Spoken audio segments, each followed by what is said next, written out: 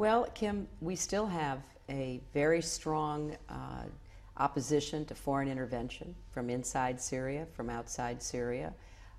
We don't have the United Nations Security Council approval, legitimacy, credibility that comes with the international community making a decision. We have a very dangerous set of actors in the region, Al-Qaida, Hamas, and those who are on our terrorist list, to be sure, claiming to support the opposition. You have many Syrians more worried about what could come next. So I don't want to say that nothing can be done, because I don't believe that, and I feel like we are moving to the best of everyone's ability who is concerned as we are about this.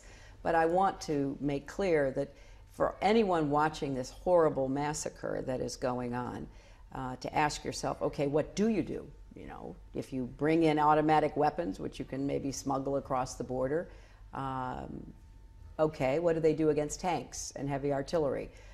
So there's such a much more complex set of factors. But I want to assure you, part of the reason for the Tunis meeting was to see whose side who was on. It's starting to look like this is going to be a long conflict. Are you worried about that? Are you worried about years of conflict in Syria, perhaps something like a Lebanon scenario with regional players and different groupings and armies splintering? I am worried about it. I think that there is every possibility of a civil war. Outside intervention would not prevent that. It would probably expedite it. So I think that as you try to play out every possible scenario, there are a lot of bad ones that we are trying to assess while keeping our eye on the need to get humanitarian aid in, to try to do everything we possibly can to support the Syrian opposition, to make it credible, to have it be both inside the country and outside the country, speaking on behalf of the Syrian people, inclusive, representative. And, we're trying to help push a democratic transition. It took more than a year in Yemen, but finally there was a new president inaugurated.